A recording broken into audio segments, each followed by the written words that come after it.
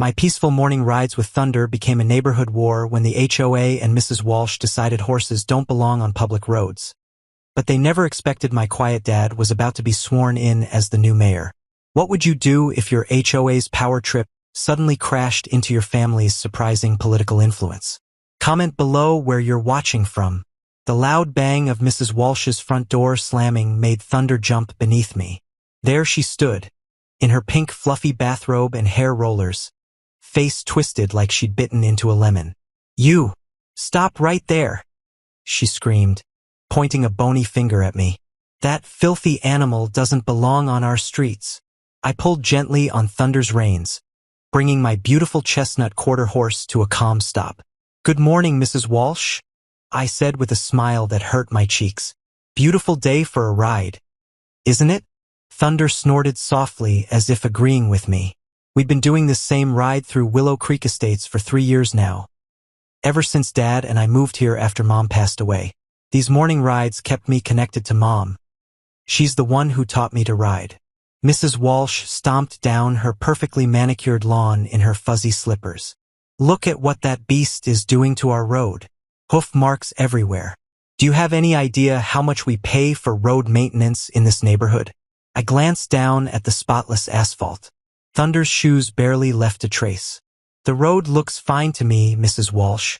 And this is a public road, not private HOA property. Don't you get smart with me, young lady." Her voice got even shriller. "I'm on the HOA board, and we have rules about livestock. This isn't some farm." 3 neighbors had poked their heads out their front doors now, watching our exchange. Mr. Rodriguez from across the street gave me a subtle thumbs up behind Mrs. Walsh's back. "Thunder isn't livestock. He's my pet and my riding companion," I explained calmly, though my heart was pounding. "And I've checked with the city. Horseback riding is completely legal on all public roads." Mrs. Walsh's face turned the color of a ripe tomato. "We'll see about that." She yanked her phone from her bathrobe pocket. "I'm calling Mr. Perkins right now. He'll put a stop to this nonsense." "Great." Mr. Perkins, the HOA president who once sent my dad a 7-page letter about the height of our grass being a 1/4 inch too tall. "Feel free," I said, gently nudging Thunder forward. "Have a nice day, Mrs. Walsh." As we trotted away, I heard her furiously jabbing at her phone screen and spitting words into it. "Harold? It's Diane Walsh. That Miller girl is riding her horse through the neighborhood again. We need to do something immediately." Mr. Rodriguez stepped off his porch and approached as I passed. "Don't let her bother you, Ellie," he said quietly. "Some people just need something to complain about." "Thanks, Mr. Rodriguez. Thunder and I try to be respectful." "I know you do. My granddaughter loves watching you ride by each morning. Reminds her of the horses back in Texas." I smiled genuinely this time. "Maybe she can pet Thunder sometime? She'd love that." The rest of our ride was peaceful, birds chirping, sprinklers hissing on lawns, and Thunder's steady hoof beats creating a soothing rhythm. Dad was already gone when I got home. His job at City Hall kept him busy, especially lately with some big project he wouldn't tell me about. I unsaddled Thunder and gave him fresh water and hay in our small but legal backyard stable. Dad had made sure everything was up to code before we built it, knowing how picky the HOA could be. After showering and changing for school, I grabbed a granola bar from the kitchen. That's when I spotted it. A cream-colored envelope stuck in our screen door with violation notice printed in bold red letters. I ripped it open, my stomach knotting as I read. "Dear Miller family, it has come to the attention of the Willow Creek Estates Homeowners Association that you are in violation of Covenant 7.4.2. No livestock, poultry, or other animals except common household pets shall be kept on any lot or common areas. Your continued housing and parading of a horse through our community streets constitutes a serious violation of community standards. You are hereby ordered to remove said livestock within 48 hours or face a $500 initial fine, followed by $100 daily penalties. Additionally, riding horses on community streets is strictly prohibited effective immediately. Regards, Harold Perkins, HOA President." My hands shook as I read it again. Thunder wasn't going anywhere. This was our home, he was family. I pulled out my phone to call Dad, but got his voicemail. "Hi, you've reached James Miller. I'm unavailable right now, but leave a message and I'll call back as soon as possible." "Dad, the HOA left a notice saying we have to get rid of Thunder in 48 hours. They're trying to fine us $500. Please call me back." I don't know what to do. I grabbed my backpack, my mind racing. As I walked to the bus stop, Mrs. Walsh stood in her driveway, smirking at me with her arms crossed. Next to her was Mr. Perkins, his bald head gleaming in the sunlight as he watched me with narrowed eyes. "Your little pony show is over," Mrs. Walsh called out. "This is a respectable neighborhood, not a barnyard." I kept walking, pretending not to hear, but my eyes stung with angry tears. They couldn't take Thunder away from me. They just couldn't. What would Mrs. Walsh try next? I slammed my locker shut so hard that Zoe jumped beside me. "Whoa, what's wrong with you today? The HOA is trying to make me get rid of Thunder," I said, blinking back tears. "They left a notice with some garbage about livestock not being allowed." Zoe's eyes widened. "What? But you've had Thunder for years. Your dad checked all the rules before you moved in, right?" "Of course he did." I pulled out the crumpled notice from my pocket. "Look at this. They're threatening to fine us $500, then $100 every day after that." Zoe scanned the paper, her freckled face growing angrier by the second. "This is so stupid and totally unfair." "I know." I tried calling Dad, but he's in meetings all day. He's been super busy with some big project at City Hall. The warning bell rang, and we hurried to class. I couldn't focus on anything the teachers said all day. My mind kept circling back to Thunder, to Mrs. Walsh's smug face, to the thought of losing my horse, my connection to Mom. When the final bell rang, I raced home, praying Dad would be there. The house was empty. On the kitchen counter sat a note. "Working late again. Pizza money in the usual spot. Don't worry about the HOA. I'll handle it tomorrow. Love, Dad." I crumpled the note. How could he be so calm? The HOA was threatening to take Thunder away in less than 48 hours. My phone buzzed with a text from Zoe. "OMG, check the neighborhood Facebook page now." I opened the app and felt my stomach drop. Mrs. Walsh had created a post with a blurry picture of Thunder and me riding down the street. The caption read, "Health hazard in our neighborhood. The Miller family is keeping a horse in their backyard and allowing it to defecate on our roads. Property values plummeting. Children at risk of disease. Emergency HOA meeting tonight at 7 p.m. at the Perkins residence to address this crisis."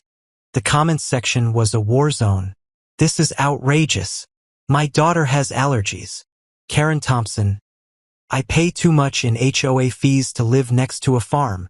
Harold Perkins. "Has anyone reported this to animal control?" Diane Walsh. "But there were defenders too. That girl takes excellent care of her horse. This is ridiculous." Miguel Rodriguez. "The Millers checked all the permits before building that small stable. It's fully legal." Sarah Chun. "Pretty sure public roads aren't HOA jurisdiction anyway." Tom Blackwell. My hands shook with anger as I dialed Dad again. Straight to voicemail. I paced the kitchen, trying to think. Then I remembered. Dad kept a file of all our property documents in his home office. Maybe there was something in there that could help. I dug through his meticulously organized filing cabinet until I found a folder labeled Property Willow Creek. Inside were the closing documents, permits for the stable construction, and jackpot, a complete copy of the HOA covenants with Dad's highlighting and notes in the margins. I flipped to section 7.4.2 about animals. Dad had highlighted the exact line they quoted in their notice and written in the margin. Horses exempt, see City Ordinance 14.3, which supersedes HOA regulations. Confirmed with City Attorney May 15, 21. Next to this was a sticky note with a phone number and the name Jennifer Wilson, City Attorney. My heart raced. Dad had already checked this. The HOA couldn't ban Thunder. The city rules protected us. I grabbed my phone to take pictures of the documents when headlights swept across the living room windows. A group of cars was parking outside the Perkins house across the street. The emergency HOA meeting was starting. Without thinking, I grabbed the file, shoved it in my backpack, and marched across the street.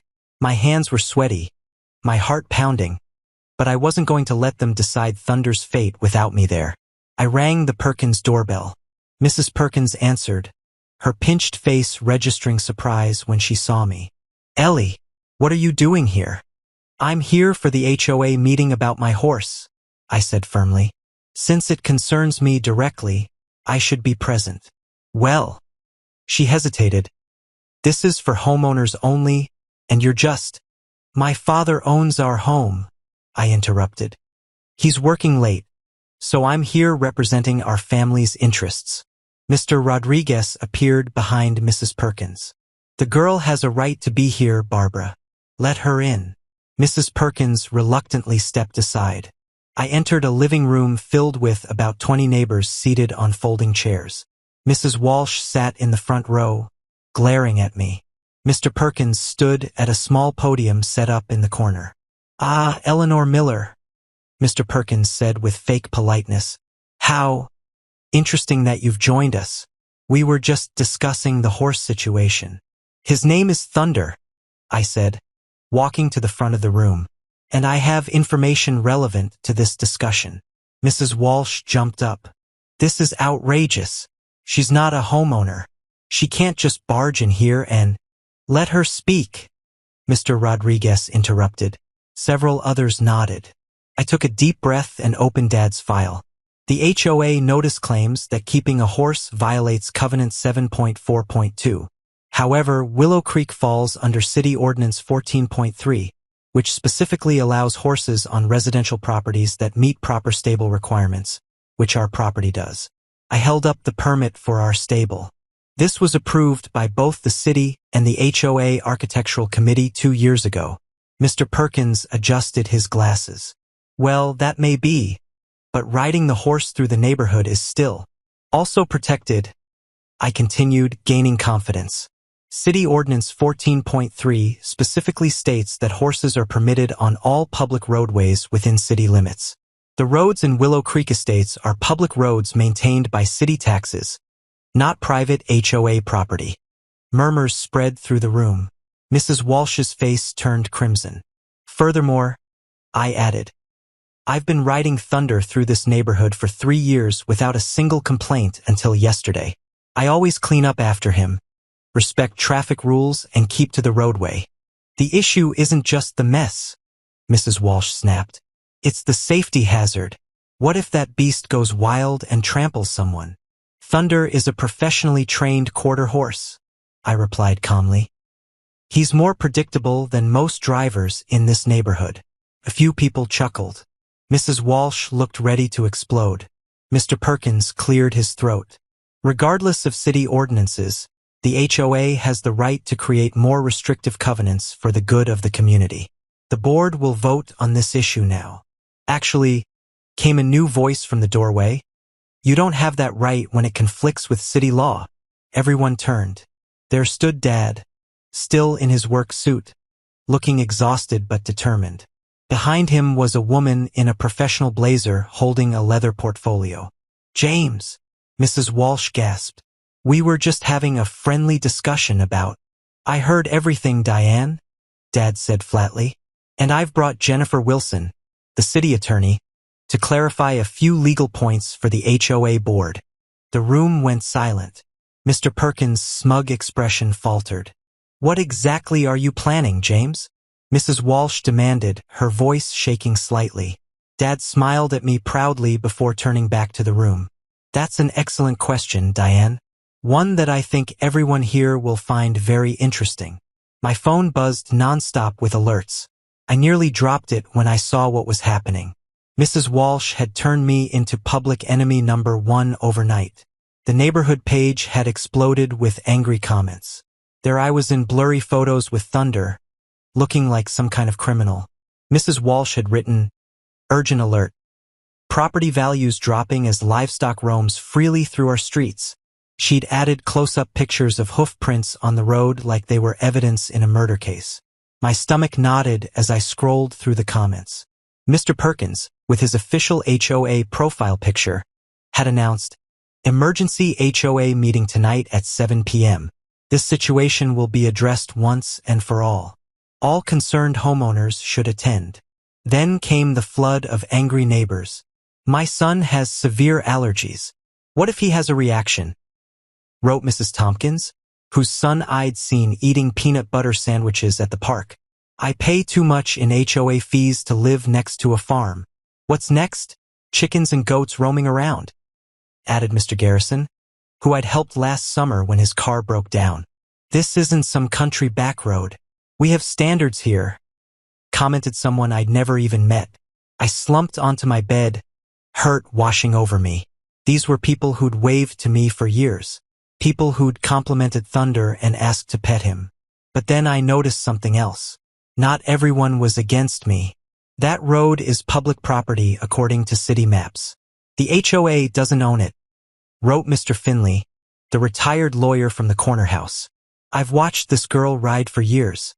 She's careful, responsible, and cleans up after her horse. What exactly is the problem here?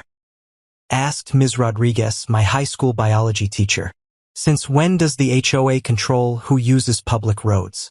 I checked our bylaws and there's nothing about horses, commented Mrs. Jackson, who'd lived here even longer than we had. My spirits lifted slightly. I wasn't alone.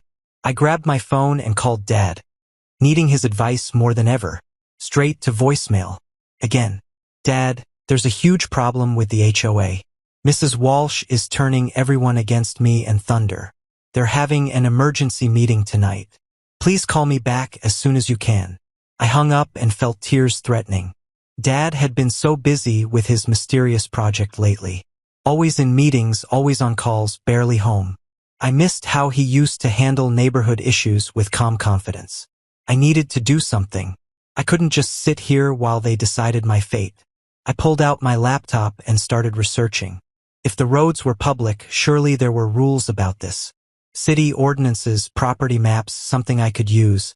2 hours later, I had printed copies of city maps clearly showing the roads as public property, screenshots of city ordinances that mentioned nothing about banning horses, and even historical photos of our town showing horses on these very streets decades ago. I texted Zoe, "Can you come over? HOA drama getting serious." She arrived 20 minutes later with a chocolate milkshake and fierce loyalty. I saw the posts. Mrs. Walsh is on a power trip. We spread my research across the kitchen table. I think I should go to that meeting, I said. Zoe looked doubtful. They didn't invite you. Mr. Perkins might just kick you out. They're talking about me. I have a right to defend myself. I insisted, but my confidence was shaky. Confronting the entire HOA board and angry neighbors made my stomach churn. What about recording a video? Zoe suggested. Post your side of the story. Show your research. I bet most people haven't even thought about whether the HOA can actually do this. It was a brilliant idea. We spent the next hour filming and editing a calm, fact-based response. I showed the city maps, explained how I'd always been respectful of neighbors, and questioned whether the HOA had authority over public roads. At 6:45, just as we posted the video, Zoe looked out the window. Whoa, big turnout. I joined her at the living room window. At least 30 neighbors were filing into Mr. Perkins' oversized colonial house across the street. I recognized most of them, the same people who asked about Thunder at the mailbox or commented on what a beautiful day it was for riding. Now they were gathering to ban us. Your video already has comments, Zoe said, checking her phone. People are sharing it. My own phone buzzed with a text from Mr. Finley. Good research. Stay strong. For the next hour, we watched the meeting through Mr. Perkins' large front windows. We couldn't hear anything, but the body language told a story. Mrs. Walsh stood several times, pointing and gesturing dramatically. Mr. Perkins kept nodding and writing things down. Some neighbors looked uncomfortable, others angry. At 8:30, people began leaving. Several checked their phones, possibly seeing my video for the first time. A few glanced toward our house with expressions I couldn't read. I think it's over, Zoe said. Maybe they'll just send another stupid letter. That's when we heard the sirens. Blue and red lights flashed as two police cars pulled up directly in front of our house. Mrs. Walsh emerged from Mr. Perkins' house, pointing triumphantly toward us. "They called the cops?" Zoe whispered, incredulous. "For riding a horse?" My heart pounded as officers stepped out of their vehicles. This wasn't just HOA drama anymore. Through the window, I watched Mr. Perkins hurry across the street holding a thick binder, probably filled with HOA rules I'd supposedly broken. The doorbell rang, and my legs felt like jelly as I went to answer it. "What are we going to do?" Zoe asked, eyes wide. I took a deep breath and reached for the door. "Stand our ground." Two police officers stood at my door, their badges gleaming under the porch light. Behind them, Mrs. Walsh watched with her arms crossed, a smug smile on her face. Mr. Perkins clutched his HOA binder like it was made of gold. Neighbors lingered on sidewalks, pretending not to stare but missing nothing. "Are you the owner of the brown quarter horse?" the taller officer asked, his voice serious but not unkind. My mouth went dry. "Yes, that's Thunder. He's mine. Is something wrong?" Zoe squeezed my arm, standing beside me like a shield. "We've received multiple complaints about unauthorized livestock creating hazards on neighborhood roads," he explained, flipping open a small notebook. "The HOA president has provided documentation of repeated violations after several warnings were issued." Mrs. Walsh stepped forward uninvited. "She's been defying HOA rules for weeks. Just this morning, she rode that massive animal right past my house, knowing full well." The second officer raised his hand politely. "Ma'am, please let us handle this." My racing heart steadied a bit. At least they weren't just taking her side automatically. "Officer," I said, pulling out the folder of research I'd prepared earlier, "I've been riding Thunder on these roads for 3 years without any problems. The roads are public property according to these city maps. The HOA doesn't have authority over public roads." I handed him the maps, my hands trembling slightly. Mr. Perkins pushed forward. "That's completely irrelevant. Our HOA covenants clearly state in Section 7.3 that no livestock is permitted on community property, which includes all roads within Willow Creek Estates." The officer accepted my maps and glanced at them while his partner took Mr. Perkins' binder. "Furthermore," Mrs. Walsh added, her voice rising, "that horse is a health hazard. My property values are plummeting. I've already spoken with my realtor." Several neighbors had edged closer, forming a small crowd on our front lawn. I recognized faces from both sides of the neighborhood page argument. Mr. Finley was there too, watching carefully with his arms crossed. "I always clean up after Thunder," I explained to the officers. "I've never left anything on the road, and I only ride early in the morning when there's barely any traffic." The second officer was flipping through Mr. Perkins' binder with a furrowed brow. "There are a lot of rules in here." "Of course there are," Mr. Perkins said proudly. "We maintain the highest standards in Willow Creek Estates."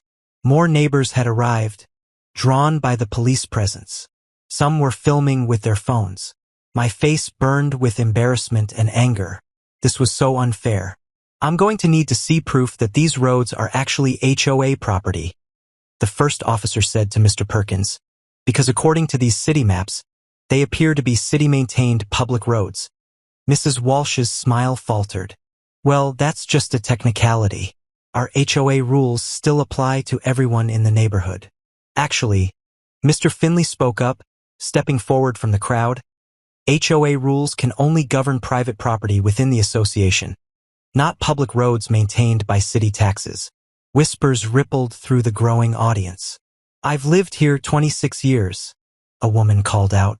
"People used to ride horses here all the time before Mrs. Walsh moved in. My kids love seeing that horse," another neighbor added. Mrs. Walsh's face reddened. "This isn't about whether it's cute. It's about rules and property values and safety." The first officer held up his hands. "Folks, please, let's keep this civil. I'd like to see the city ordinance that prohibits horses on public roads," I said, finding my courage. "Because I researched it today, and there isn't one." The officers exchanged glances. The second one shrugged slightly. Mr. Perkins thrust his finger toward me. The HOA supersedes. No, it doesn't, interrupted Mr. Finley. I practiced law for 40 years. HOAs cannot override city ordinances or restrict activities on public property. A murmur of agreement spread through some of the neighbors. Additionally, I continued, pulling out more paperwork, I found these historical photographs in the city library digital archives showing horses on these exact streets from the town's founding until about 10 years ago. Willow Creek was famous for its horse farms. I handed the printed photos to the officers, who studied them with interest. Mrs. Walsh stepped closer, her voice lowered but still sharp.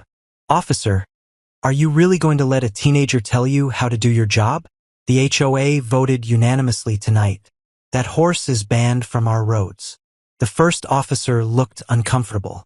Ma'am, we enforce city ordinances, not HOA rules, but to keep the peace. He turned to me with an apologetic expression. I'm going to have to ask you not to ride your horse in the neighborhood anymore until this dispute is resolved properly. What? I gasped. But I haven't broken any laws. It's just temporary, he explained. Until the HOA and you can come to an agreement or get official clarification from the city. That could take months, I protested, feeling tears threatening. Mr. Perkins smiled triumphantly. We'll be sending formal violation notices tomorrow. The second officer was still reviewing documents. I'm not seeing an actual city ordinance prohibiting horses. Show me one that says I can't ride my horse on a public road. I challenged, my voice stronger than I felt. Not an HOA rule, an actual city law. The officers looked at each other again, clearly uncomfortable with the situation. There isn't one, said a new voice, clear and confident. The crowd parted as someone walked up our driveway. My heart leaped. Dad! My father strode toward us, still wearing his business suit, his briefcase in hand. He looked tired but determined. Mr. Turner, Mrs. Walsh said, her voice suddenly honey-sweet. We're simply enforcing the rules that everyone agreed to when they moved here. Dad nodded politely to the officers, then turned to Mrs. Walsh and Mr. Perkins. I apologize for being absent during this situation. I've been extremely busy with work. Work that kept you from answering my calls all day? I couldn't help asking, hurt mixing with relief. Important work, he said, giving me a meaningful look before addressing the officers. Officers, I appreciate you responding to the neighborhood's concerns, but there seems to be some confusion about jurisdiction here. He pulled out his own folder, thicker than mine, and handed it to the first officer. What's this? The officer asked, opening it. A complete survey of Willow Creek estates showing which roads are public and which are private, certified by the city engineer's office this afternoon. Also included is a legal opinion from the city attorney regarding HOA jurisdiction over public spaces. Mrs. Walsh's face drained of color. How did you get those documents so quickly? Dad ignored her question. You'll find that our street, along with most roads in this neighborhood, are fully public and maintained by city taxes. Mr. Perkins stepped forward. This doesn't change anything. Our HOA covenants clearly state, covenants that were last updated 7 years ago and never properly filed with the county recorder's office. Dad interrupted calmly. I discovered that oversight this afternoon as well. The whispers in the crowd grew louder. Dad, where have you been? I asked again, completely confused. What's going on? He put his arm around my shoulders. I've been busy, sweetheart. Very busy. Mr. Turner, the first officer said carefully. These documents appear official, but I'm not sure how they help resolve the situation tonight. Dad smiled. Officers, I'd like to introduce myself properly. As of 3 p.m. today, I was sworn in as the new mayor of Willow Creek. Gasps erupted from the neighbors. Mrs. Walsh's mouth fell open. Mr. Perkins dropped his precious binder, papers scattering across our front lawn. Mayor, I whispered, stunned. That's your big project? Dad squeezed my shoulder. Surprise. You need to come inside right now, Dad said, his voice surprisingly firm as he walked past the police officers. Their faces showed confusion as they looked between Dad and me. Mrs. Walsh and Mr. Perkins stood frozen on our lawn, their mouths hanging open. I'd never seen my father look so powerful. His usual tired smile was replaced with something that made even the officers straighten their backs. Officers, Mrs. Walsh, Mr. Perkins, I believe we need to have a conversation about jurisdiction and authority, Dad said, holding our front door open. My living room would be more comfortable than standing in this heat. The police officers exchanged glances. One of them shrugged. Mrs. Walsh clutched her designer purse like it might shield her from whatever was happening. Inside our house, nobody wanted to sit first.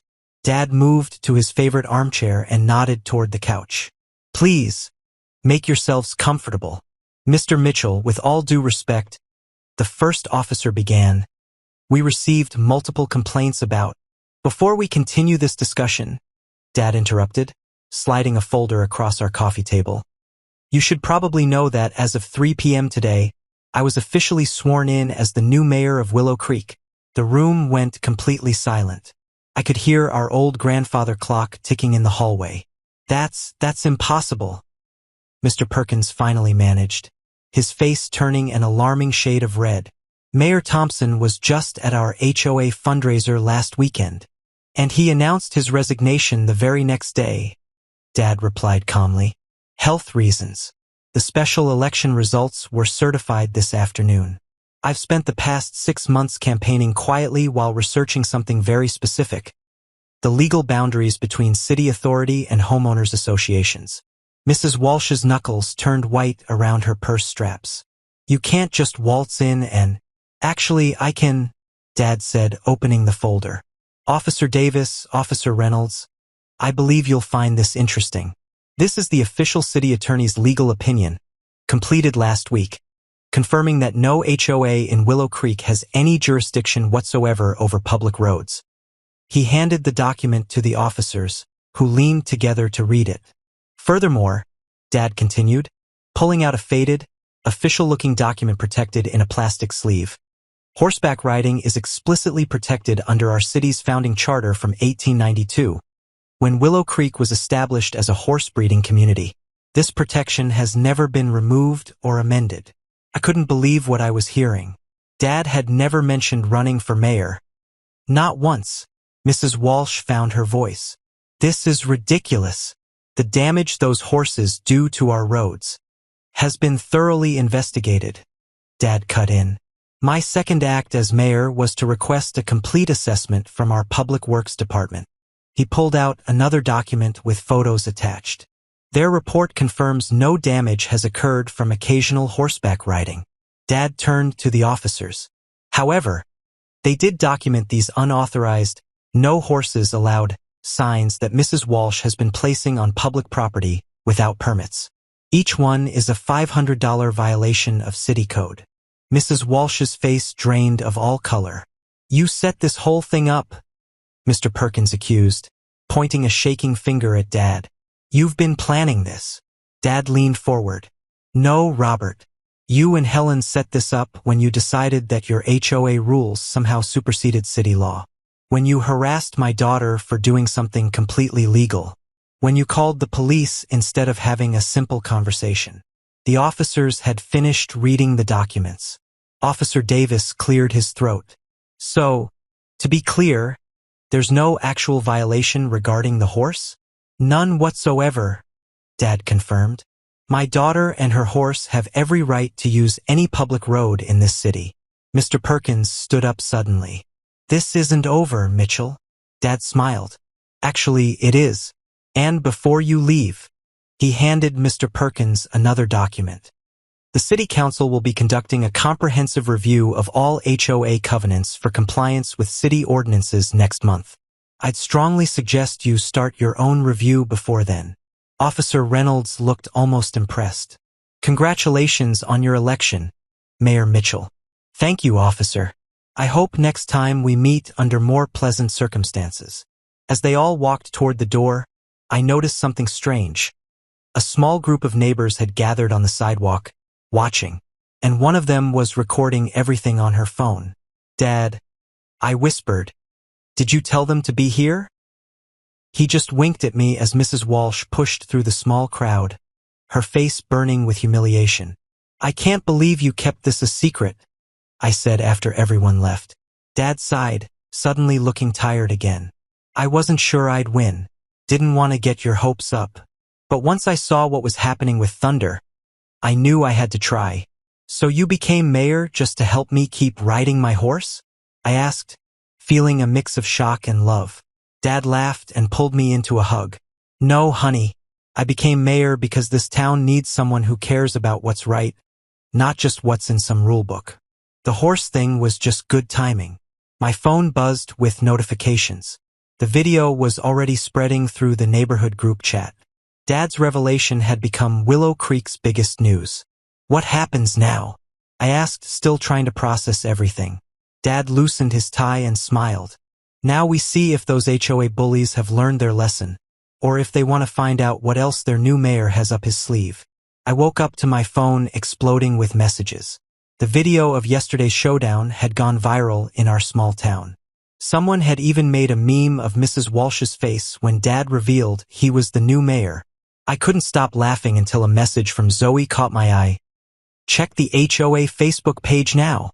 What I saw made my stomach drop. Mr. Perkins had posted a long message claiming Dad had abused his position and tricked voters just to help his daughter break HOA rules. He called for an emergency town meeting to address this corruption. "Dad," I yelled, running downstairs with my phone. "You need to see this." Dad was already at the kitchen table, calmly drinking coffee while looking at his laptop. "Already seen it," he said. "Put your riding boots on." "What? But they're trying to." "Trust me," he said with a smile that told me he had a plan. "And bring Thunder's favorite brush." 30 minutes later, we rode side by side down our street, Dad on an old mare he'd borrowed from Mr. Finley. Neighbors came out of their houses, some taking pictures, others just watching with curious faces. "Mayor Mitchell," called Mrs. Jenkins from across the street. "Is it true what they're saying on the HOA page?" Dad stopped his horse. "Which part? That I know the law better than Mr. Perkins?" "That's definitely true." People laughed, and I noticed how differently they looked at Dad now, with respect and curiosity instead of just seeing him as the quiet guy from number 27. We rode toward the neighborhood park, where a crowd had gathered. A news van from the local station sat parked by the entrance. My heart started racing. This wasn't just neighborhood drama anymore. Mr. Perkins stood on a bench, surrounded by a small group of supporters, mostly older residents who'd been on the HOA board for years. Mrs. Walsh stood next to him, arms crossed and face sour. "Here comes the mayor who thinks laws don't matter," Mr. Perkins shouted when he saw us approaching. Dad dismounted smoothly and handed the reins to me. He walked through the crowd as people made way. "Actually, Robert," Dad said loudly enough for everyone to hear, "I think laws matter very much. That's why I spent 6 months researching which ones actually apply to our community." He pulled a folded map from his jacket pocket and spread it on a picnic table. People crowded around to see. "This is the original land survey of Willow Creek Estates," Dad explained. "Notice these roads marked in blue? They were established as public bridleways in 1892, specifically for horses to travel between farms. When this development was built in 1995, the builders were required by law to preserve these historical routes." A reporter pushed forward with a microphone. "Mayor Mitchell, are you saying the HOA has been enforcing illegal restrictions?" "I'm saying," Dad replied carefully, "that our homeowners association has done many good things for our community, but they've also overstepped their authority in several areas. My administration plans to work with them to correct these issues." Mrs. Walsh pushed through the crowd. "You're destroying property values. Who wants to live where horses can just walk anywhere?" An elderly man I didn't recognize stepped forward. "I do," he said firmly. "My grandfather raised horses right where these houses stand. This town was built on horseflesh and hard work, not on fancy rules about what color your mailbox can be." Others nodded in agreement. I realized many of our neighbors were actually on our side. Mr. Perkins wasn't giving up. "The HOA contract you signed clearly states, Contracts can't override city law, interrupted a woman in a business suit who'd been listening quietly. I'm Jennifer Ramirez, city attorney, and Mayor Mitchell asked me to review your HOA bylaws last month. She held up a document with sections highlighted in bright yellow. I've identified 17 provisions that violate municipal code, state law, or resident rights. Mr. Perkins looked like he'd swallowed something sour. Mrs. Walsh's face turned an alarming shade of red. But this isn't just about horses or rules, Dad said, his voice softening. It's about what kind of community we want to be. Do we want to be neighbors who work together, or people who call the police over hoof prints? There was a murmur of agreement through the crowd. That's why, Dad continued, I'm announcing the creation of the Willow Creek Heritage Trail Project. We'll be restoring the old riding paths throughout town, creating a unique attraction that celebrates our history while giving everyone, horse owners or not, beautiful trails to enjoy. People actually clapped. The reporter looked delighted with this unexpected story. And to kick it off, Dad said, nodding toward the park in trance, I've invited some special guests. I turned to see Zoe riding up on her horse. Midnight. Behind her came Emily and Jackson on borrowed horses from the local stable. And behind them, I couldn't believe my eyes, were at least 20 more riders of all ages, some in Western gear, others in English riding clothes. The Willow Creek Riding Club, Dad explained to the crowd, which hasn't been active since the HOA banned their annual parade 15 years ago. Mr. Finley, the oldest resident in our neighborhood, rode at the front of the group. We're mighty happy to be back, he called out, tipping his cowboy hat. For the next hour, kids got pony rides, adults asked questions about the Heritage Trail Project, and reporters interviewed everyone. Even some HOA board members quietly told Dad they supported his plans. Mr. Perkins eventually slunk away, but Mrs. Walsh stubbornly stayed, watching everything with narrowed eyes. As the crowd thinned, she approached me while I was brushing Thunder. Your father won't be mayor forever, she said quietly. And some of us have long memories. I kept brushing Thunder calmly. Mrs. Walsh, do you know why I ride every morning? She blinked, surprised by my question. Because it makes me happy, I said simply. Wouldn't it be nice if we all focused on things that make us happy instead of trying to stop others from enjoying their lives? She didn't answer, just turned and walked away. 3 weeks later, the first section of the Heritage Trail opened with a ribbon-cutting ceremony. Mr. Perkins didn't attend, but 5 other HOA board members did. Dad says they've been surprisingly helpful since they realized fighting the mayor and public opinion was a losing battle.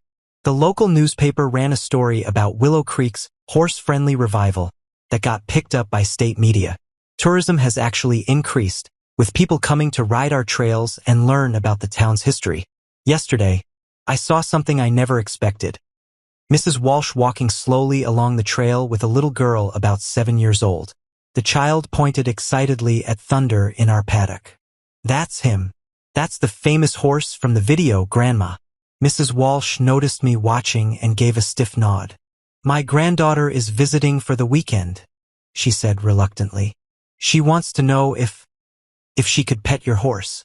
The little girl looked up at me with hopeful eyes. Actually, I said, smiling at her. Would you like a riding lesson instead? The girl's face lit up like Christmas morning. Even Mrs. Walsh's expression softened just a tiny bit. Dad says sometimes the best revenge is helping your enemies see the world through new eyes. I'm not sure Mrs. Walsh will ever fully change, but watching her hold her granddaughter steady on Thunder's back while the little girl giggled with joy, that felt better than winning any fight.